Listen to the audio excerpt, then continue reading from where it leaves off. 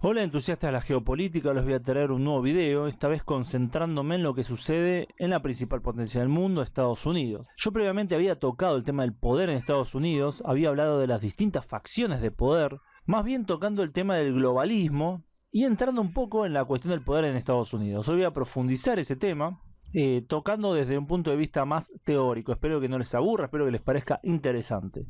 Así que tenemos 4 tradiciones teóricas en relación al poder político de Estados Unidos. Una cree que el actor principal serían los ciudadanos. Según esta visión, que podríamos llamar de mayoría de la democracia electoral, las políticas de los gobiernos se adecuarían al deseo de la mayoría. Y entonces habría una gran fuerza del centro político, ya que allí estaría la mayor caudal de votos, así estaría la confluencia de intereses de la mayoría de los ciudadanos. Esta visión en realidad está muy en sintonía con la propaganda oficial de Estados Unidos, y bueno, es justamente eso lo que acabo de explicar, no hay mucho misterio. Después hay otra escuela teórica que dice que más bien hay una dominación de una élite o de una élite económica. El actor principal sería justamente esa élite económica. Bueno, y nuevamente no hay mucho misterio, sería que el poder político real lo tendría la élite económica estadounidense. Después hay otra visión un poco más compleja, más interesante, llamada la del mayoritarismo plural, que presupone que hay facciones y que estas facciones combaten entre sí por el poder dentro de Estados Unidos y que el resultado de estas luchas sería plasmada en las políticas estatales. El actor principal, más bien los actores principales,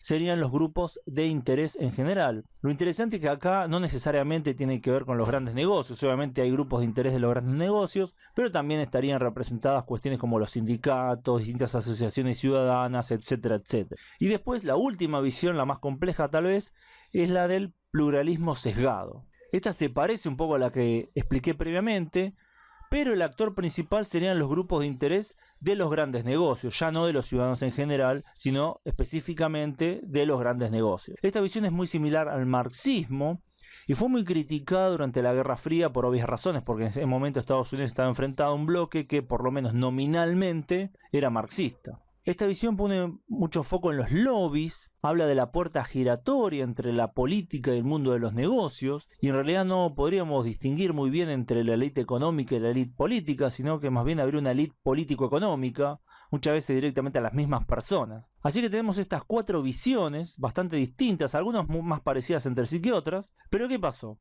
Se hizo un estudio muy grande acerca de las políticas estatales estadounidenses, y se llegó a un resultado muy interesante, que pone en entredicho esta visión de la democracia desbocada, del supuesto populismo, de la supuesta falta de visión que hay en una democracia, etcétera, etcétera, ya que según estos resultados, el ciudadano medio en Estados Unidos tiene muy poca o ninguna influencia en las políticas estatales. Serían las élites económicas las que tienen una influencia independiente e importante en cómo se moldean estas políticas estatales. Los grupos de interés de estas élites económicas también tendrían un peso significativo.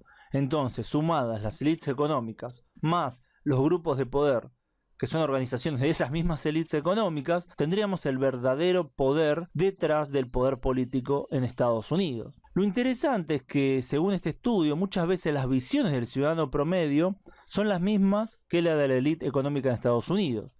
Así que muchas victorias supuestas del ciudadano promedio en ese país más bien esconderían la victoria de la élite económica en un tema en que ambos grupos están de acuerdo. Esto no es una visión lineal ni simplista. Hay momentos en los cuales la élite económica quiere un cambio que no sucede, y hay momentos que la élite económica se opone a un cambio que sí sucede. Pero en general lo que sucede es que los deseos de la élite económica, expresados en gran parte por sus grupos de interés, son los que se plasman en la vida real. Aunque hay una salvedad muy importante. Cuando esta élite económica y sus grupos de interés van en contra del status quo, tienen más probabilidad de perder.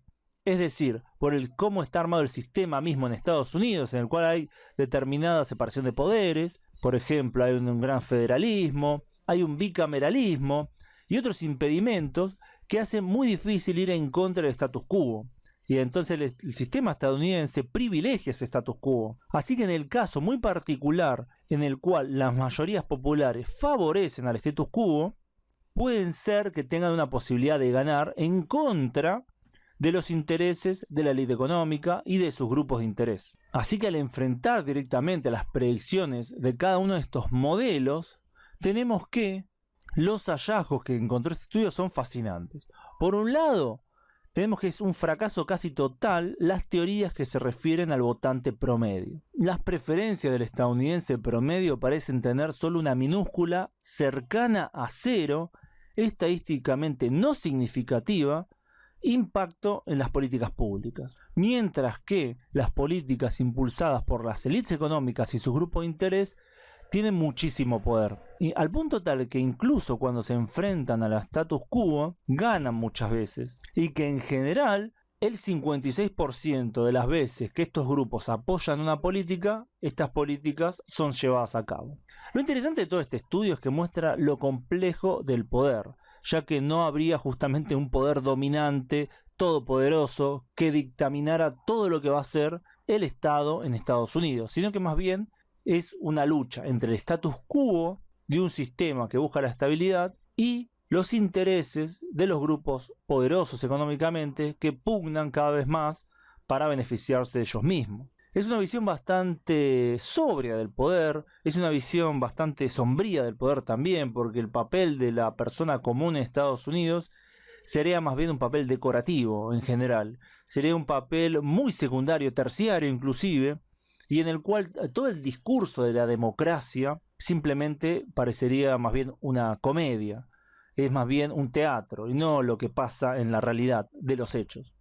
A mí me pareció muy interesante este estudio y me pareció muy interesante también ver estos distintos modelos enfrentándose con la realidad y que finalmente los modelos más cercanos a la realidad son los que ponen el foco en la élite económica y en su grupo de interés, pero sin llegar al extremo de decir que tienen todo el poder concentrados en sí, sino que también ponen el foco en el status quo, en el sistema estatal en sí y en los minúsculos, casi inexistentes casos en los cuales el ciudadano promedio puede tener alguna victoria de sus intereses. Así que bueno, espero que les haya gustado este video, espero que no les haya aburrido el video. Creo que era un video necesario, un video para profundizar un poco teóricamente la cuestión del poder, pero no solo en Estados Unidos, seguramente muchos países funcionan de manera similar, aunque me pareció importante empezar por el país más importante del mundo, que es justamente Estados Unidos.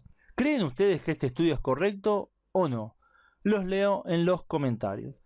Gracias a todos por su tiempo y gracias especialmente a quienes colaboran con el canal en Patreon, donde pueden acceder a contenido exclusivo, además de aparecer en los agradecimientos de este canal y mi otro canal, Ultra Argentina. Nos vemos pronto en el próximo video. Saludos.